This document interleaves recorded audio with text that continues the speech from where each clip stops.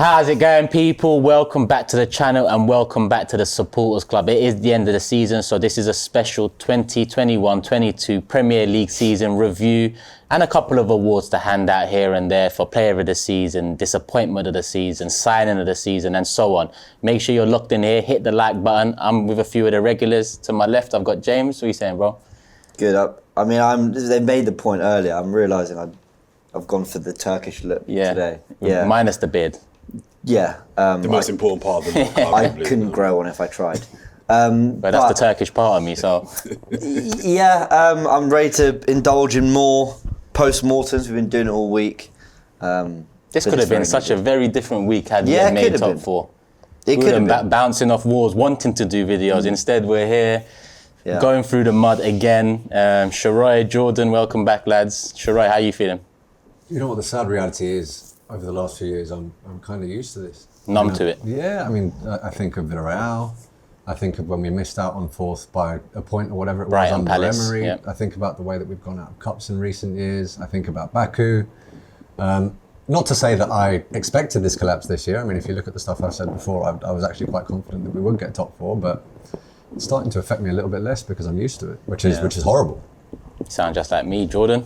I know at times this season, you've backed Mikel Arteta, the club have backed Mikel Arteta. The end of the season has been a disappointment to most of the fan base. But what's your thoughts a few days after the season ends? I mean, I've calmed down. I wasn't as ranty and as ravey as a lot of the Arsenal fan base after the Newcastle game because I kind of expected it. I thought Tottenham was the one we had to get something from because I never thought we were going to win that Newcastle game. Even if we'd have beaten Spurs, I think we would have lost to Newcastle. So by the time the Newcastle result came in, I was kind of calm, kind of at peace with the fact that it's kind of gone now. I thought we would get top four as well. I said that I thought that if we had beaten West Ham and United, we'd definitely get fourth. I said, we'll definitely get fourth. We didn't get fourth, so I was wrong. But yeah, I without going into the whole discussion of whether this is a progressive season or we've underachieved, it's gone better than I thought it was going to be. Is it good enough? That's a separate question. But I'm all right. I'm prepared to wait. I'm prepared to be patient and go again next year. So I'm not as angry or vexed. I think a lot of other people are. So let me stick with you, Jordan. Off the back of this season, is disappointment the right word to sum up your feelings, or is it excitement at what you've seen at different points of the season? Is it intrigue? I use disappointment as a replacement word for failure. A lot of people say it's a failure season. I don't think it's a failure season, but I think it can be disappointing, but not a failure. The two don't have to necessarily be the same. So, did we get what we wanted to get? No. Did we get what we thought we weren't going to get come August? Yes. We didn't think we'd be within a game or two of top four. We were in that position. But having missed out and the way we missed out, am I disappointed? Yeah, I am. I think that those two games against Spurs and Newcastle, the way we lost those games, disappointing. Although you could also argue and flip it and say, this team kind of gave what they had, and by the time you got to those two games, they didn't have any more to give. So the way it ended is more hurtful and upsetting than the actual fact that we didn't get it, because the reality is I don't think we're a Champions League team yet. Yeah. Even with additions this summer, we're a Europa League team. Those two words, success and failure, as two words that have been bandied around a lot. And not only now the season's done, but towards the end of the season, after those losses to Brighton, Southampton, Palace, and so on, where it looked like we threw top four away. I've used the word failure. I understand what you mean by the word. I think it's hard to determine whether this season is a real success, like some look at, development, youngsters, groundwork, foundation base and all that, or a failure. I think it all comes down to how we move into next season and what we do next season. Because if we don't make top four next season, then if I was to ask you about this 21-22 season, I think we could say it was a failure, because the whole success of it, the whole progression of it is based off of the hope that we will continue on the path upwards. where we might look back at this season and say, hey, it was a success. Look at the amount of contracts we got rid of. Look at the amount of dead wood we got rid of. Look at the amount of youngsters that came in, and look at the foundation that was built. Sheroy, you're nodding there. Do you understand where I'm coming from? Yeah, completely. I mean, the reality is when we were saying that top four was on and the ownership should have been more proactive in January, it may not have come directly from the club, but it probably came from the media outlets that the club, I think, feeds. But it was all very much, well, we're very much ahead of schedule. We weren't accounting for the fact that top four may even be on this year. And the recent article put out by ESPN that was dealing with that was saying, well, it seems as though Arsenal wanted to prioritise a rebuild of the calibre that they had already planned and the calibre that they wanted over potentially jeopardising that rebuild when chasing top four with that sort of short-sighted mentality. I'm not saying that I agree with that. I think you can progress with a rebuild and capitalise upon opportunities that arise. I don't think they are separate. But if that's the way that they're going, then this summer and next season should be when we get into the top four according to their plan. And if that's when Arteta's project goes bang, as he keeps saying, then maybe so. But the reality is, for me, and I'm looking at recruitment specifically now, you're only as good as your last game. I've said it before, and their last game was January. And January for me was, I said borderline negligent when we were on to get top four, but now it was negligent in my opinion. Fact. So I mean, so the reality is, when you're saying, are you excited? Do you see this as a failure? Are you curious? Personally, I'm nervous and worried, because if I'm looking at the historic trajectory of this ownership and the way that they treat other clubs that are in their ownership, I can't actually expect that much. I wanted to limit the excuses that these people had in the summer. The way that we could have done that was by getting Champions League. And now you can see the noises that are coming out already as to a limited war chest, and the fact that we don't have Champions League might not be able to attract that calibre of player. So I am quite worried. However, being an Arsenal fan, a lifelong Arsenal fan, forever the optimist, that there's something inside me that's like, maybe they'll do it. Maybe they'll do it. And that's ultimately the way that I am, right? My head says one thing, but the Arsenal fan in me says the other. So no, I haven't given up hope, but I am nervous. Yeah, good points, and I agree with all of it, to be honest. You mentioned ahead of schedule, behind schedule. Vinay mentioned that James recently. Talking about this season, he said we're ahead of schedule, but he also added in that we're behind schedule in terms of really competing and getting up the table and being back to where a lot of us grew up knowing Arsenal were, a massive club challenging for massive honours. What do you make of it? Do you feel like it's ahead of schedule? Do you feel like it's behind schedule, James? What's your thoughts on it? Or do you think that's just more of the same, like Sheroy is saying? Because I'm frustrated by some of the things this ownership has done, and those words in particular frustrate me as well, because it's like, are you just pandering to the moment? I don't know. I think to have the level of success that that City and Liverpool have had, I do think you need all the cogs in place to really come together, and then it goes bang, as Arteta would say. You know, we talk about the ownership. I don't disagree really with anything that you guys say on the ownership. I just don't know whether I place as much importance on it. So when I look at, they hired a manager who had a very good reputation in the game, whether it was, he didn't have the CV, but a lot of people felt that Arteta was going to go on and do big things. And they back him with 230 million. In my head, I'm like, well, you've kind of done your job. You know, I kind of don't really want them to do much more than put people in place and support the people. But then it's about getting the right people, isn't it? And then it's about making sure it's the right manager, and you've done your due diligence. And this project that we're seeing, I've said for a while that I think it restarted in the summer. And when you look at the early decisions Arteta made, signing Thomas Partey, giving Aubameyang the 3-year deal, signing Willian on a free, I think a lot of it, extending Luis's deal by a year, Cedric, Pablo Mari, I think a lot of it was meant to bring in a degree of short-term success with the hope of winning the Champions League in 3 years. Well, we're in the third year, we're not even qualified for it. So, Willian was fed a few difficult promises there. As we all are.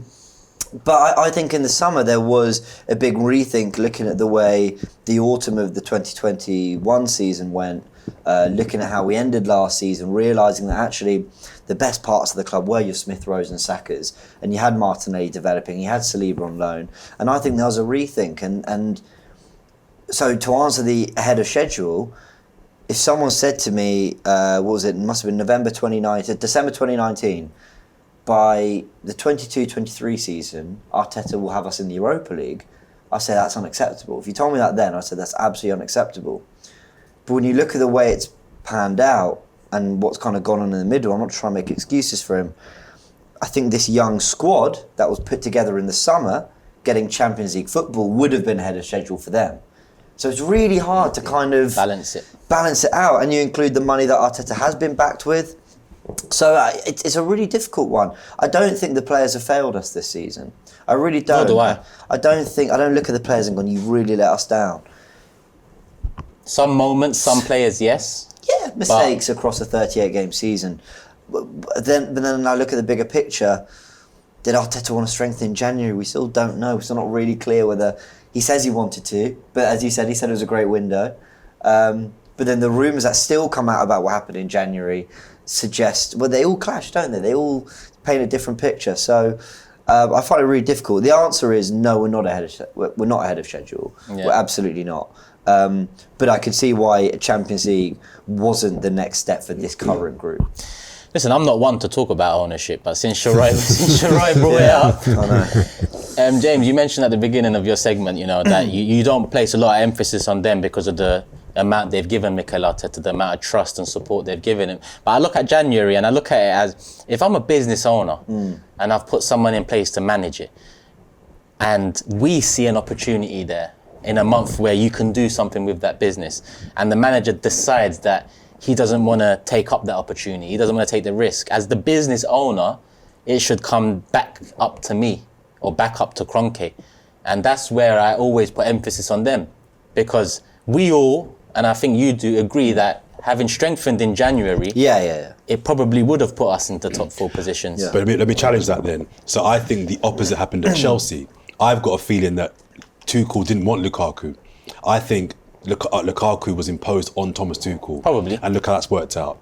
So to your analogy, I hear what you're saying, but if you flip it and then say, well, as the business owner, if I tell Turkish running my shop, no, I want you to spend money to improve the shop, and you don't do it, then I've got to then look at that and think, okay, well, let's see, by the end of it, it can equally backfire, as we're seeing at Chelsea, if I'm right in what I'm saying. Yeah. So I hear what you're saying, but if Kroenke had said, no, Mikel, I'm giving you 100 mil in January, spend it on a striker and a midfielder, and he did it, and those guys flopped, Arteta's excuse would probably be, well, I didn't want to buy these two guys anyway. Now you've seen that. But Unai Emery pretty much says similar. See, with January, whether Arteta was given money or not, the stories we're fed is the right player for the right price wasn't out there. Therefore, we didn't bring in a striker or a midfielder, because we always forget in this discussion that we needed a midfielder too.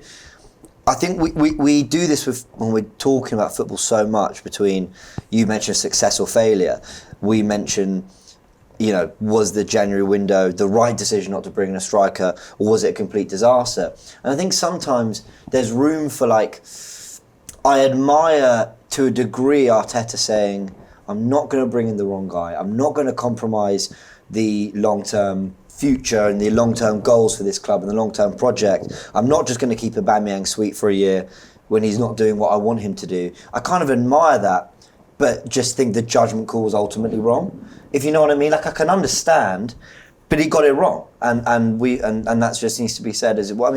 Not bringing a striker in January, I think, is the biggest reason why we didn't get it done.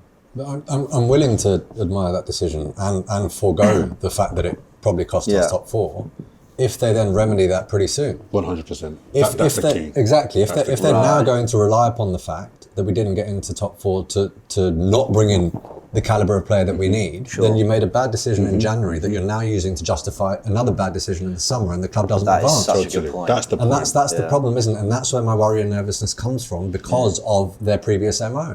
How often, I'm 32 now, since the age of about 19, I've probably been talking about gaps in the squad that need filling, that are left absolutely unattended to for years and years and years. And when we do eventually plug that hole, another one appears. This is the moment now. And I'm not just I don't do this every window. There are certain windows where I say it's big, but we may have enough in certain positions to make do. Here we don't. We don't. We could go into this window if contract situations aren't resolved with no strikers, and one coming back in Balogun that's probably on loan. They need to move pretty big and pretty quick now for me to admire that decision. Sheroy, you're 100% right. That is the point. I can also forgive them taking the stance of in January, we could get Isaac and spend a little bit more than we want to, but just get him in because we need a forward now. Aubameyang's gone, but they didn't do that. They didn't do that. Banking on Lacazette and Nketiah getting goals to get us top 4. That hasn't worked out. But the summer here now, if you don't go and get that gunman striker that you should have maybe got in January, it makes it look now like, well, you might as well have gambled in January then. Exactly. You might as well have gambled in January then, because the whole point was you don't want to risk having a striker we don't really want, a time that's not ideal. We think we've got enough to get over the line, but let's wait until the summer, worst case, and we'll get the guy then. So now this summer, get the guy. But I look at it as, how often do we as a fan base look back at some of these decisions from the owners and forget about it? And we're at risk of doing that again. Now, let's say this summer they do, and I agree with what you said 100%, but let's just flip it on its side and say this summer, next few weeks, Jesus gets signed and let's say Patrick Schick gets signed and we have 2 strikers come in. Now, next season is going to be a lot more competitive than this one. So say we sign these 2 strikers and essentially we remove January from our heads, but we go into next season and we finish 5th, 6th or 7th because the league is more competitive. I will still look back at that January and not forgive them. I can't forgive them for that because that January, the top 4 door was open.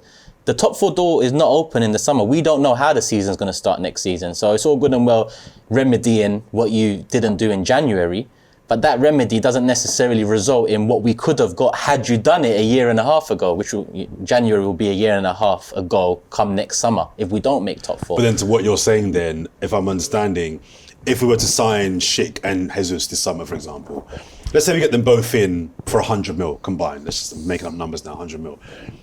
For them to have got even one of those, let's just split it 50 mil each. For them to have got in one of those 2 in January, to get Jesus out of Man City in January, that's not going to happen unless you pay double what they're asking. So unless you put down 100 mil in January for Jesus. Big signing on fee, walk away from the title. You have to really go all in. So I understand what you're saying, but if they can remedy what they didn't do in January this summer, I think it will, to some degree, alleviate them from a little bit of messing up. Forgive is the wrong word. I think park it off for a later date. Yeah, because then it just makes it understandable. Because I think you're like, okay, I get what you're trying to do then. I think it doesn't make it right, but at least people can somewhat comprehend ultimately what Turkish is saying is we won't know whether the decision makers are vindicated in terms of what they did in January until the end of the coming season.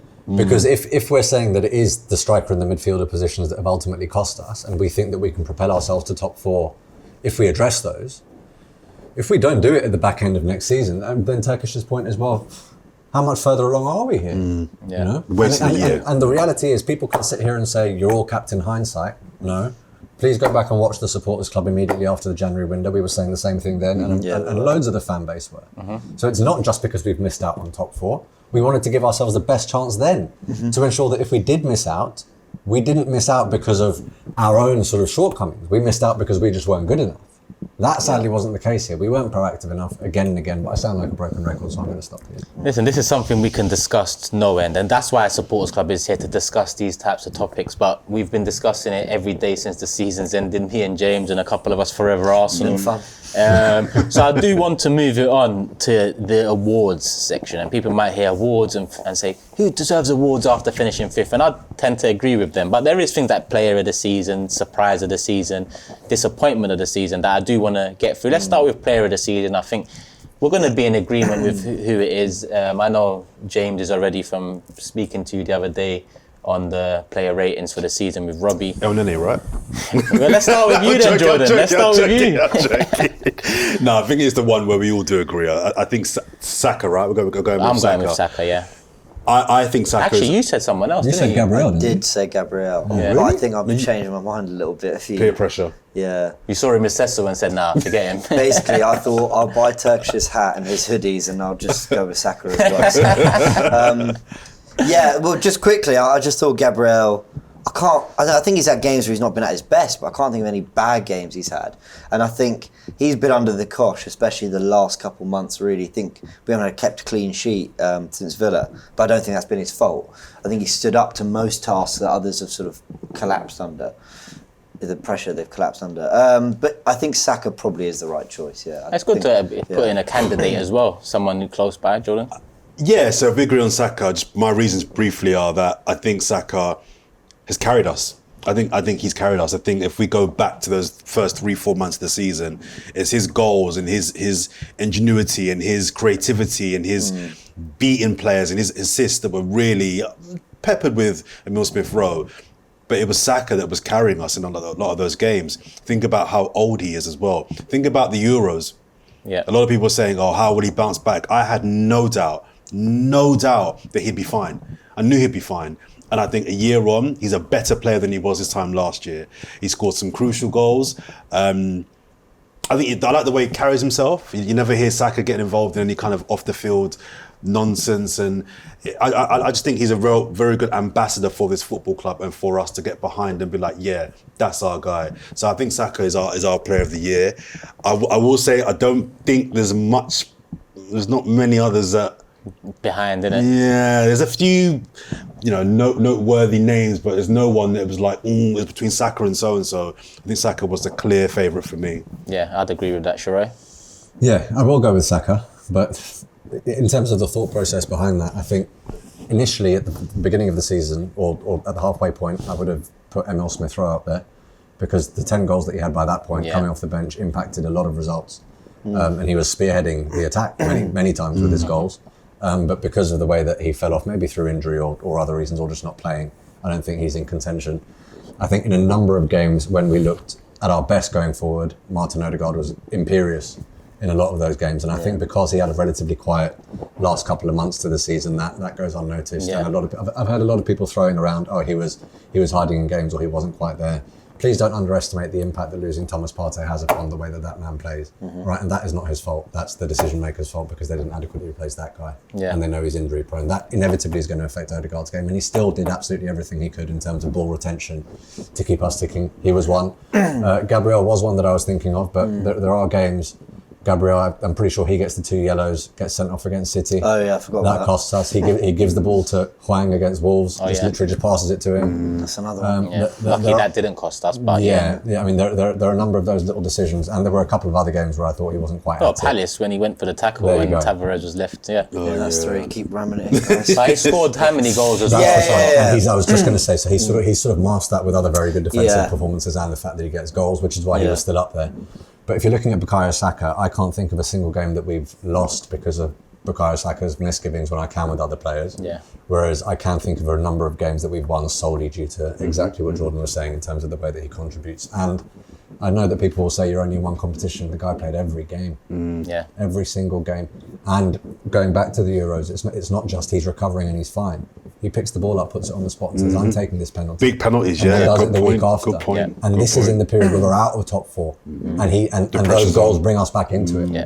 Right. So, and again, I mean, I don't want to keep repeating what you're saying, but the way in which he establishes that connection with the fans in the club, it's not just because he's a Hale End boy. In the pre-match press conference before the Chelsea game, he doesn't know we're going to score 4, but he says we want to do this for the fans. We need to get this result for them, because he feels it. He's not doing it for his paycheck. He's not doing it because he wants to play here next season. He's doing it for us. And that resonates. So for me, he's a shoo-in. But I wouldn't have felt right if I didn't mention the other people that I was thinking about. And Ramsdale would have been another, actually. But again, the drop-off in the second half of the season to an extent kind of ruled him out too. Yeah, it's clearly Saka, isn't it? Yeah. Do you think a long-term contract is what we should get this summer, or do you think that could actually distract him, or that could lose? He could lose like a 5-year deal. You've had a really good year and a half. If it was up to me, I'd try and give the longest contract we've ever given out at the club. I'd try to say 7 years. Agree. 6 years. He's going to want to negotiate a release clause that's actually attainable, then, isn't he? If you're going to give him that sort of contract, and I would do the same if I was in his position. Yeah. Because I wouldn't want to commit to a club where my future is relatively uncertain in terms of the calibre of competition that I'm going to play in, without knowing that I can be bought by the calibre of club that I might need to go to in 2 years. And that might be the sticking point. Yeah. I hope the clause is related to Champions League, because then it will push the club to actually, might push the club some more. You'd like to think it would, yeah. Yeah, I don't mind him negotiating hard. And there was a debate, I can't remember who I was having it with, about Gabriel Jesus, and the rumours weren't, that basically he wasn't going to sign unless we had Champions League football. A lot of people gave it the old, and I understand the old, if you want to play for Arsenal, you want to play for Arsenal no matter what. No, I kind of want players at the club that have ambition and that are saying, listen, if you had Champions League football, I'd be there. But now convince me why I should be without it. Totally. I don't mind that. I don't mind Saka saying, I love the club, I've got a career to think about, I can support them for the rest of my life, I want to be here, but I want to win things. So, yeah, I expect him to negotiate hard. I'm concerned about him staying. I'm not particularly concerned, if I'm honest. In the immediate future, I'm not. I'm thinking season after next, if we don't make top 4 or win the Europa League, whichever way we get in there, people are going to come knocking, and he might suddenly start entertaining those knocks. Yeah. I'm looking at teams like, and people would laugh at this and things at that level. If I'm looking at teams like Bayern, Juventus, they'll be looking at him in that wide area. Both those teams like wide forwards. I'm concerned. There could be teams closer to home, Jordan, that are looking at him. Well, I think Diaz going to Liverpool's ruled out them. So I'm not so worried about him going to Liverpool. City with Haaland now, I think they'll be looking to lose a couple of, at least one wide player. I could see him going to City. Yeah. This summer? No. If we don't make top 4 at the end of the season. Yeah. Next year, yeah. I'm thinking more now. I don't think he'll go this summer, no. That's why I'm with you on the immediate future of him. But it's clear to see from the conversation that it's Saka at first, and second is somewhere down there. You've mentioned Gabriel, Odegaard, Ramsdale, a few names we can My boy Tommy, man. Yeah, my boy Tommy, come on, man. Put some respect on his name. Listen, we're going to... My favourite player. With Tomiyasu, if you took all your ratings for players and divided it by the amount of games they've played, he'd be the highest. He'd probably have the highest average rating. Mr. Consistent. But we mentioned the availability thing, didn't we? Had a good old consistency is being there as well. No, I agree with that. But we are going to move into signing of the season, so that's where we can, talk about Tomiyasu, Ben White, Ramsdale, Odegaard, Tavares, Lokonga. 6 summer signings from last year, 150 million spent. Everyone was talking about Arsenal spent the most in Europe and whatnot. Kroenkes have changed. So who do we start? Let's start with you, Sheroy, for signing of the season. Which one do you pick out of the lot? My signing of the season isn't necessarily solely based upon the impact that this person had this season, but it's the fact that we've acquired him and what I think he can bring going forward, and that for me is Martin Odegaard. Okay. I think this guy could really, really impact the way that Arsenal Football Club play football, the mentality on and off the pitch, and the success that we hopefully achieve, just based on what I've seen this season. And I know people talk about, well, look at his numbers in terms of goals and assists. It's not quite at elite level. Why are you gassing him up so much? But again, I don't put that down to solely him, because there are a lot of players, very good players in fact, that we haven't necessarily supported, where their numbers haven't looked as good as they could. Mesut Ozil comes to mind, in fact. There are a few of them. But looking at exactly what he does, the way that Arteta relies upon him to relay instructions on the pitch, the way that he, in very difficult moments, does try and retain possession and dictate the pace of the game, that's the kind of player that I like. It's a subjective thing, I get that, and I get that not everyone's going to agree, this is just opinion. Yeah. But for me, he was the acquisition of the season. I don't know if this should play a part in my thought process, but the price that we got him for also just made me think it was incredible business. And there were a few in my mind, in terms of Ramsdale, the way that he dictates play. So let me take out the future and let's just base it off of this season. Does it change? Because I'm going to take Odegaard as your answer because the future is part of the signing. But if you was to take the future out of it for a second and just solely base it off this season, does it change? Would have been Tomiyasu if he was fit all season, but just based on this season, I'd probably go Ramsdale. Okay, yeah. Which kind of shows that the last summer, there's a few names there that we were happy with and we're happy to see moving forward. Yeah. I'm yet to meet an Arsenal fan that was underwhelmed or unhappy with the business that we did last summer, looking at the way that they performed this year. Yeah. See, with Odegaard as well, there's something I kind of admire about that deal, which is we really stuck to our guns. There was a plan there. This is the guy we want. There was all this Maddison noise. Buendia goes to Villa. Everyone's stressing about it, and rightly so. I get it. I was probably one of them. But they stuck to their guns and they got him at, I don't think 34 million is cheap, but they got him at a, let's say he reached the potential we know he can. You're talking double that. So I think that was a kind of a nice, not a lesson to be learned. I want Arsenal to do their business quickly, but sometimes there is value in being patient and just letting things play out a little bit. I see a lot of, I know we were talking about Forever Arsenal, about getting business done quickly, and I agree, especially. Well, listen, you don't go into the season with only 2 signings ready for the start. But I look at Villa now, who are kind of spending quite quickly. Kamara's through the door. I think they're looking at the Rangers player and another one as well. I don't always think the answer is 3 or 4 through the door immediately. And so I'm quite glad that with Odegaard, they did just take their time and get the right. Yeah, there's a balance to it because, they was patient with Ozil. They was patient with Alexis Sanchez. They waited for dominoes to get knocked down before it became open to them. I've seen them be patient and pull out gems. I've seen them be patient and pull out bombs. What I haven't seen this club do is be proactive and get the majority of the signings under their belts before the season starts. Take out that year we bought Czech early and no other outfield player, because yes, we've done our business early then. That's the but worst was that really transfer business? Window. That was one of the worst transfer windows. You can't even call it a transfer window, man. I mean, that was. Was that worse than the January we just had? I feel like it might be. I think it was. 'Cause at least there was a logic. You might not agree with it. There was a logic to sticking with what we had. He thought we had enough to get over the line. Yeah. Now, you may disagree with that, but there was some logic. It wasn't totally inexplicable, Yeah, there was no logic that check window to not doing anything else. Unbelievable. It was quite clear we needed 1, 2, 3, 4. Do you know what I mean? Yeah. That was just like, what? Well, check. Yeah. Sorted. We're done now. Sorry? You know what I mean? It was even better than what we... Never mind, let's not go into that. Very quickly on the patience point. I don't mind being patient if you're talking about bringing in a player where you perhaps already have adequate cover to get you through 1 or 2 games if you don't get that player in time. That's a really good point. But you can't be patient in situations where you have absolutely no cover or you're that bad in quality. We can't be patient with the striker position. Yeah, I push back a little bit. I think we do. That's true. We can't actually be patient at left back, because God knows when Kieran Tierney's going to be fit again.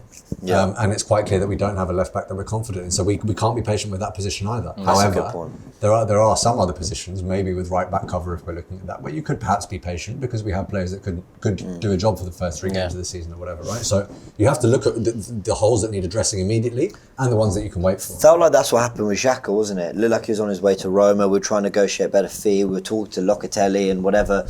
And then once it really wasn't happening for us, we went, well, listen, 13 mil's not enough, we'll keep him. And there was this sense of that's adequate for then another year. So, but the striker situation. Let's hope that's the case. So all things considered, future and present and the season just gone, Martin Odegaard for Sheroy. James?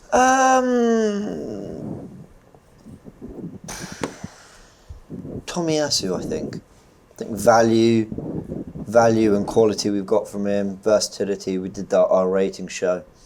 I think he had the best rating from me. I think it is Tomiyasu. Shame he hasn't been more available. But then we do this thing.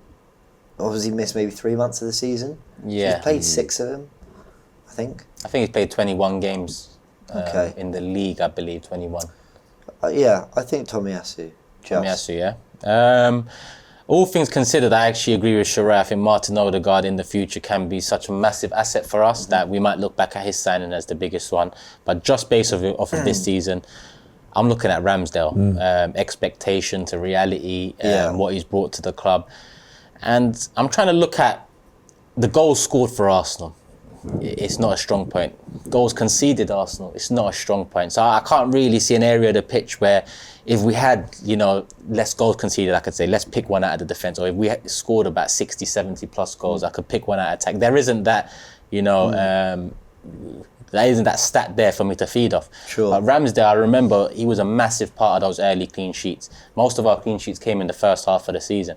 The defence as a whole got a lot of credit for it, but I remember a few of those games, the defence at times allowed some big chances for the opposition that Ramsdale managed to keep out. So I'm going to give it to Aaron Ramsdale because I was so frustrated when I heard his name come up. Then I seen the price tag come up and I just thought, what the hell is going on after we let out Martinez go the year before for half of what we're entertaining Ramsdale for. I just thought this club is moving mad. But in the end, we can see what he brings. And I'm not against Leno. I think Leno's a good shot stopper. But Ramsdale on the ball, his distribution, yes, it tailed off towards the end of the season, the second half of the season. But overall, expectation to reality and what he's brought to the side, picking Aaron Ramsdale. So we've all gone for someone different so far. So, just briefly on Martin Odegaard, I think it's a good signing on the basis of where we think he can elevate us to. Do we think Martin Odegaard can take us to become, over the next 4 or 5 years, a Premier League title contending team? Or do we think top 4 battle and 4th is the ceiling of that kind of player? I'm always suspicious when Barcelona and Real Madrid let players go. They very rarely let players go unless they think this guy can be someone that can do something for us in the near future. So whenever we sign a player from Real Madrid, there's always a lot of fanfare because we've got a Madrid player. But my first thinking is, if they rate him that highly, And he's young. He's not like he's old. He's young. They would have kept him. I think they did want to keep him, though. I think they wanted Ceballos out. No one entertained Ceballos, and I think with the Mbappe bid coming, because they offered about 230 M's for Mbappe. I think they was pre-planning that, because if they wanted to sell, Real are very definitive. They would have sold him off the back of the loan ending. I remember they took him back. They wanted to keep him, and then that's what it is, because they kept him for a while, and there was that will he, won't he? Yeah, that's what makes me think they did want to keep him but just couldn't quite. Financially they're a mess at the moment, so I'm with you. They don't normally get rid of players if they are players, but he needs to become what Eriksen was to Spurs 3-4 years ago. He needs to be that sort of player for us, where the numbers may not even necessarily be popping, but his influence on how we attack and how we play is undeniable. That's what I want to see from him, and I've seen glimpses of it, so I think it's a fair shout. Ramsdale, I think it's a fair shout, because the clean sheets we've got, and I'm a boring guy. I'm about defences and clean sheets and that sort of thing. That's how you've been linked for me. You know what I mean? And we've not had a good defence for many years. So Ramsdale's a really good shout. The connection with the fans, with him, I think it's been a bit overblown sometimes. I'm not one of these chest-beating merchants, and I don't buy into that rubbish personally. But we've got someone that we can buy into. But I don't think the gap between him and Leno is huge. I just think he's more suited to Arteta than necessarily being a significantly better goalkeeper. Yeah. I've got concerns about Ramsdale. There's some flaws in him that I spotted, but generally brilliant signing. But I'm going for Tommy. I'm going for my boy Tommy. I just think we've not had a good right back since Sanya. Yeah. Let's have it right. We've not had a good right back since Sanya left our club. And I like him because he's sensible, he's intelligent, he's an athlete. His delivery on the ball could be a little bit better. I think going forward next year, he could be better going forward. But defensively, I've not seen him get beat. Aerially as well. Aerially, he was everything in the air. Yeah. Back post, don't even try it. He's everything that Bellerin for me is not. Yeah. Do you know what I mean? So consistency. My right back hasn't got to be Trent or Cancelo. That's the dream. But just give me 7 out of 10 every week. Yeah. Just give me. I don't care if you're not. He'll be a centre back for us. I was going to say, and he does a job when he doesn't play it right back, and he does it quite well. Exactly. So I just think as a signing, he's come in. I've only seen maybe 2 games where I've been a bit like, I think the Brighton away game he played, he had a tough time that day. I think it was a Brighton game. Yeah, I think he kind of he had problems that day, and another game as well. But the generally, second game in the cup against Liverpool when Jota got it might have been that one. We rushed him back from injury. That probably wasn't his fault. We rushed him back because we needed him so badly. You're right. Those two aside, he's won all his battles. Do you know what I mean? And you don't hear nothing from him. Does his job, goes to bed. Yeah. That's what I need for my right back. That's what I need for my right back. So Tomiyasu for me, he's the money we paid for him. He would probably be my signing of the season. So we've all agreed, player of the season, Saka. Signing of the season, Sheroy has gone with Odegaard. James and Jordan have gone with Tomiyasu, and I've gone with Ramsdale. Next up is the disappointment of the season. We're talking players' performance. Disappointment of the season. What disappointed you most about this season? It could be a player, it could be the manager, it could be above, it could be an amalgamation of a few different things put together that you've seen across the season. For me, it's more like moments, like that North London derby. Well, then who do you think those moments are down to? Arteta. Right. Yeah. Well, that might be your answer. Yeah. Don't make me turn on my boy Arteta. You put that on. Yeah, this is what happens, my guy. on you and expose you. I thought this was Let's get pure stand. I want him to Stop waffling. Tell us who it is, James. For some people, it might seem a really boring little tactical thing I'm picking on. The decision to approach the North London derby the way we did, for me, was scandalous.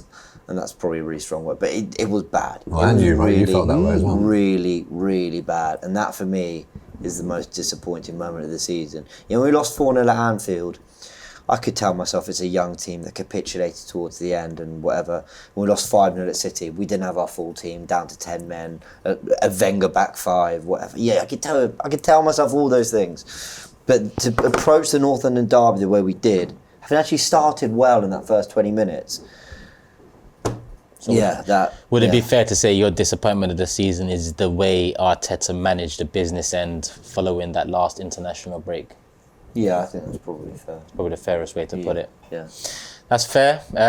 Jordan, your most disappointing part of the season, player of the season?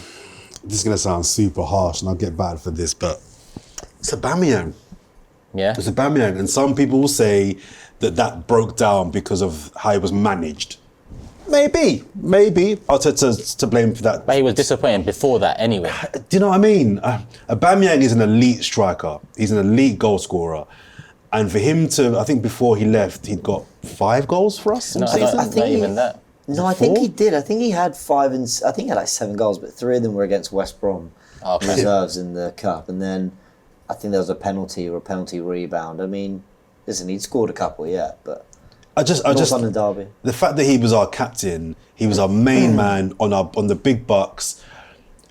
I just felt disappointed in how he conducted himself, how he played, and again, I'll give some heat to Arteta in terms of people would say the way it was set up wasn't conducive to getting the best out of Aubameyang. But you're not Messi and you're not Ronaldo. So if you're not one of those two players, I'm sorry, you've got to fall in line with what's best for the team. You've got Messi in your team. Everyone's got to fall in line with Messi. Do what's best for him. You've got a GOAT on your team. But you're not on that level. So although the system maybe wasn't conducive to how you best play, you've got to find a way to kind of get involved. And I think he could have been the difference between us getting 4th and 5th had he have been better. Not even Harry Kane level, or just give us 4 or 5 more goals between the start of the season and January. So for me, he'd be my disappointment of the season. I just think his general conduct as well as his play was just a little bit weak for me. He didn't even cross my mind, but that's a very legit, because I'm very disappointed in him as well. Sheroy, you're nodding. What's your thoughts?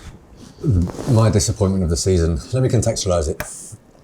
That summer window, we do to an extent back Arteta with a large amount of money, right? Now, the reality is that was for 6 players, but it's a large amount of money. Doing that for 6 players isn't going to close the gap in terms of, the top 2, but it should elevate you, and it does. I'm then filled with relative optimism because of that decision of the board and Arteta, because of the way that those signings sink in. And then top 4's on, and then January comes. So who do you think disappointed me there? The board, yeah? The club, board. Yeah. The board and the club. And I just want to read out, because I know people are going to say, why is this guy coming with notes? But this is probably the best way for me to do this. I think this comes out before the Everton game, from memory. Josh Kroenke puts out something on the Arsenal website. I think it's called the Arsenal Voice or something like that, right? Bearing in mind, this is after a Newcastle game where we're all sitting there devastated that we're not going to get top 4 when that was articulated as the aim. It feels like there's a young, fiercely loyal group of fans coming through along those who have been with us for many seasons. We are a club that has an amazing history, and you can hang your hat on that, and also we can build our club on that. When do you hang your hat? You hang your hat when you get home, when you're home and dry. Yeah. We can't keep hanging our hat on our history, man. Our history was a long time ago. This isn't recent history, and he's still saying you can hang your hat on that off the back of a negligent window. Nothing. Our history has nothing to do with him. Yeah. Exactly. To even entertain. It's not even like saying. He was majority. I mean, that was infuriating reading that, right? And the problem is, there was a little part of me that believed that maybe post Super League and the pressure and that window they had changed, which is where the disappointment comes from. Not because I always expected something of them. It was because of the shift in stance there. And he then goes on and says, when our backs were against the wall with the results and injuries, we responded well. Yes, we're in a tough position right now after the last few matches in terms of qualifying for the Champions League. But I think the lessons learned along the way will serve us very well going into the future. Sometimes feeling a level of frustration is the best motivation you can have. My guy, I have felt this level of frustration for a very, very long time. Very long time. I started. Let's not talk about years gone by. Let's not. Let's talk about the beginning of this season. We lost 3 games in a row. You felt a level of frustration then, and we weren't where we needed to be. So you should have then learnt your lesson and dealt with that in January. You didn't. Stop coming at me with the same shit now. That's where the disappointment is. And I'm getting a bit worked up now. I want to calm down. You might need a hat as well, mate, because everyone's turning into Turkish. Well, if I can just offer a counter to that, and obviously this isn't the Turkish way, so I'm just going to you better not praise the hat round. Mate. I think those are very much the words of Josh. Yeah. And I think this has become, since Arteta's come out, this feels a bit stupid. Since what's happened with Arteta being manager, Rowe saying, yeah, he going out the door, the Super League, everything. I think Arsenal's become Josh's project. And I've thought this for like the last year, really. He does the interviews, he writes in the club notes and the programmes, he speaks to the fans. I think Stan's just the money man. I can tell you why. He tells you why that happened. Right. On that interview that he did with that American... Richard Jefferson. Yeah, exactly. He ultimately said, my involvement in the club is increasing because ultimately when clubs aren't where we want them to be, I get more involved. He's been sent there and put in that position to try and remedy things. That's his role. Josh Kroenke is apparently the fixer in the Kroenke family. Yeah, I might be supremely naive, and I probably am. I am. I just think Josh... I'm not saying he cares and loves the club and really wants it to do well, but I think he does have a vested interest in Arsenal doing well and doing the best job he can and having a good reputation for himself. I don't... But he's got Stan as his dad. Yeah. Is what you're saying. Yeah, and I think everything before is more KSE as a whole, let's say. Whereas I think Josh's involvement is... I don't know. I'm not saying it's a positive thing. Josh was a new face put to the... Because after Arsene Wenger left, Wenger was the shield for the Kroenkes, and every wrongdoing they was doing behind the scenes, Wenger was a shield. When Wenger left, all of a sudden Josh Kroenke comes out. He comes out, be excited, you know. We signed Pepe, and he's the face of it now. It looks like a transition from Stan, evil Stan, to his son, who might not be as evil. He might be a nice guy. I just feel like Sheroy is right. Over the 3 years since we've heard Be Excited, that was 2019, I believe, so 3 years. He's given me enough examples not to trust him anymore. Mm-hmm. And you might be right. It might be because his dad is Stan. He might have the best interests at heart, but when he goes to his dad and says, we need this, I need this, they need this, Stan says no. But I'm with Sheroy on, is your disappointment of the season January then? My disappointment is the ownership. And again, it's not just us. I mean, that recent article that we were discussing as to the other clubs that he owns, I mean, this is coming straight from Denver.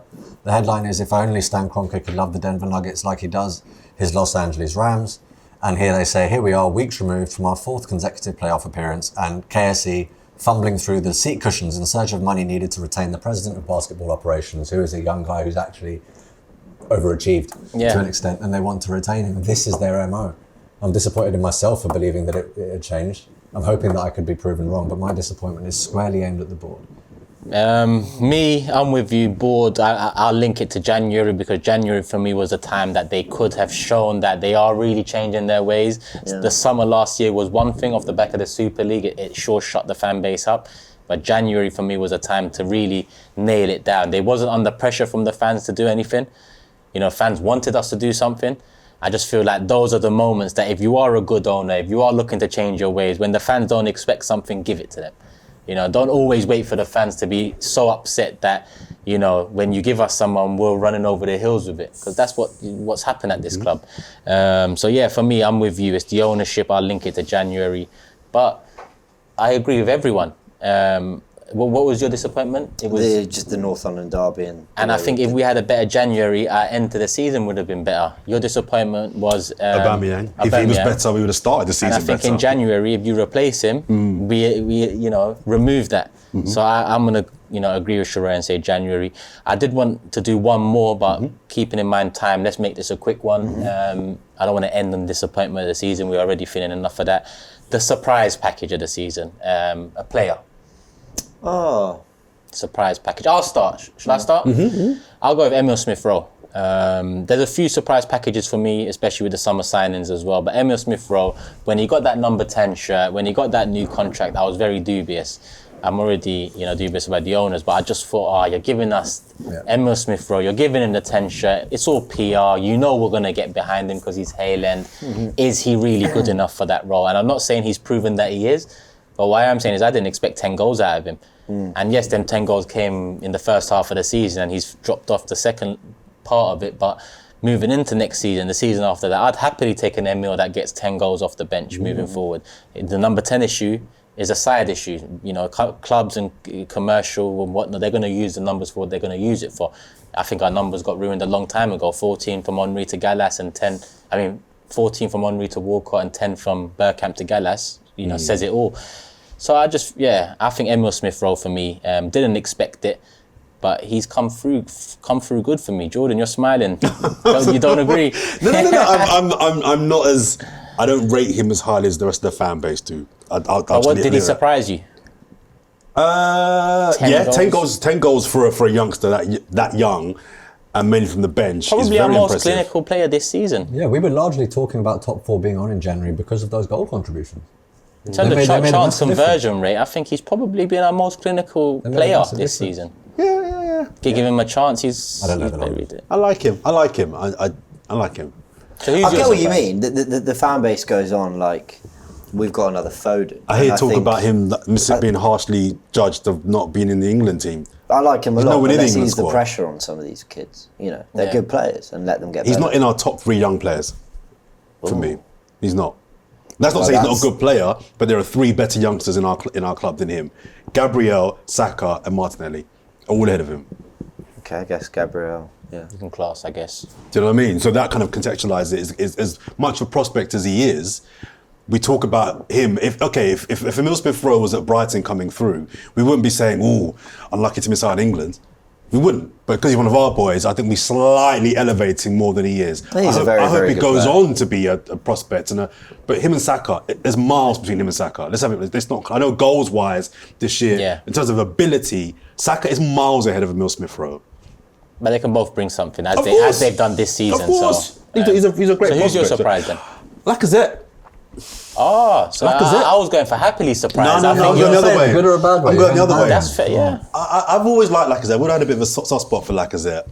When we signed him from Lyon, he was never elite, even when he was banging us. He was never in that top bracket. But I thought, we've got someone that can get us 15, 20 goals now. I don't think he's got more than 15 goals in the season, the league. Never. Not once. Which is not great. And this year, whilst I think a lot of his performances when Aubameyang left, I thought were good. His hold-up play, his link-up play. I think he's well liked. I think he was a bit of a leader in that sense. I can only defend that and push that for so long before my brethren who aren't fans of his are like, yeah, but bro, he's got to score the goals. Yeah. If you're Firmino and your record isn't great, but the guys around you are banging, you're winning trophies, you can maybe get away with it. But it's like, come on, bro. He had a long run up top by himself, and I think he didn't score. I don't think he scored in that whole run in the last few months before he got injured. Penny, I think. Oh, was it just a pen? I think so, yeah. It wasn't good, and I'm like, bro, I ride for you, but you surprised me in terms of how poor you were in finishing. That then gets hammered home when Eddie Nketiah comes in and Makes it look we worse. don't lose on the link-up play, but he then starts scoring. Yeah. You then think, well, for me. maybe we were overstating the importance of Lacazette in that system. I think we were. I think I was. I definitely was. My surprise, I mean, look, I think the answer is Aaron Ramsdale because of what we thought we were going to get to what we got. Yeah. I didn't realise he was so good on the ball and all these things. But for the sake of being different, I'm going to say Martinelli is my surprise because it wasn't long ago that the whole narrative, a bit like Saliba, Arteta doesn't rate him, doesn't want him, why does he never get a chance, all this, that and the other. I don't think Martinelli came in and blew us all away necessarily in terms of, started scoring, 10, 15 goals and getting loads of assists. But I think he just came in and whether he played right or left, whether the Arsenal were playing badly or playing well, I just think he always looks a threat. And I think it was a pleasant surprise to see him from barely figuring to suddenly being a key part of the team. Yeah. He benefits from Aubameyang leaving, doesn't he? I mean, that's when he starts really getting serious Yeah, I minutes. think that's probably true. Can I ask you three, would you do an Henri? Would you next season buy one striker and move him in to develop as your main number 9? No, I'd still have him do both. Right, do both. Yeah, I'd implement him a bit more there, but I don't want no excuses about one striker comes in and he can play there. Yeah. If we get another wide man, I don't mind that. So if we bring in a Rafinha, I always use him as the example because I love Rafinha. And then the options next season are Jesus, Martinelli and Nketiah. It feels like you're really gambling on one of them finding the goals we need. But I also wouldn't put it past Martinelli or Gabriel Jesus becoming that player. So I wouldn't mind that. But we've got to add some depth in the forward line. Martinelli. Last Yeah, but that's not my least, surprise. Sheroy. Mine is Tomiyasu.